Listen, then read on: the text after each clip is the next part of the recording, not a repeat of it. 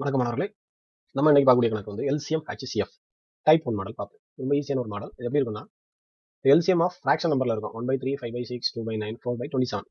LCM மாடலும் கேட்கலாம், HCF மாடலையும் இந்த ப்ராப்ளம் கேட்கலாம். நம்ம ரெண்டுலையும் ஒன்று பார்ப்போம். இது ஒரு டைப் நல்லா ஞாபகம் வச்சுக்கோங்க. இப்போ இந்த LCM ஆஃப் இந்த ப்ராப்ளத்தில் நிச்சயமா LCM கேட்டிருக்கு. ஸோ எது கேட்டிருக்காங்களோ அதை மேலே வைக்கணும். இப்போ LCM ஆஃப் ப்ராப்ளம்ல LCM கேட்டிருக்கிறதுனால நம்ம LCM மேலே வைக்கணும்.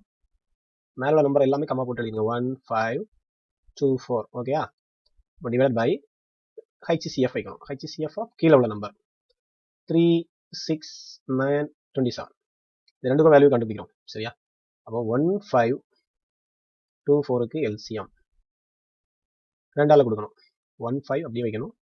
1, 2, 2, 4. இது போகாது. பெருக்கி எழுதி 2 தான். 5, 10, 2, 20. மேலே வந்து 20. கீழே உள்ளதுக்கு HCF கண்டுபிடிக்கிறோம். 3, 6, 9, 27. 3 common factor 2 times 3 times.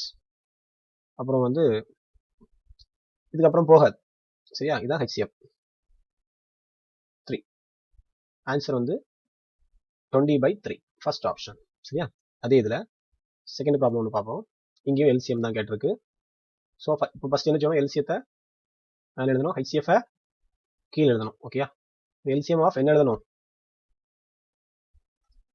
LCM of மேலே உள்ள numbers 2, 3, 7, 9 divided by HCF of 3, 5, 9, 13. இப்போ LCM கண்டுபிடிக்க போகிறோம். 2, 3, 7, 9க்கு LCM. இது காமன் ஃபேக்டர் 3 ரெண்டு நம்பருக்கு மேட்ச் ஆகுது. இப்போ 2 அப்படி எழுதிடணும். அப்புறம் 7 அப்படி எழுதிடலாம். 3, 9. அப்புறம் போகாது. 3, 2, 6, 21. 21 6ஆல் பெருக்குங்க. 126. மேலே 126. கீழே 3, 5, 9, 13. இதுக்கு காமன் ஃபேக்டர் வேல்யூ வந்து எந்த வாய்ப்பாடாலுமே காமனாக போகாது. இது 3, 5, 9, 13. ஸோ இந்த மாதிரி காமன் வாய்ப்பாடால போகாட்டா HCF வந்து வேல்யூ 1. ஸோ ஆன்சர் 126 இருக்குதா? C option. ஓகே. அப்போ இதில் HCF கேட்டிருந்தாங்கன்னா HCF மேலே வைக்கணும், LCM கீழே வைக்கணும். இவ்வளோதான். வேற ஒரு பெரிய குழப்பமும் இல்லை. சரி, நெக்ஸ்ட் வீடியோவில் பார்ப்போம்.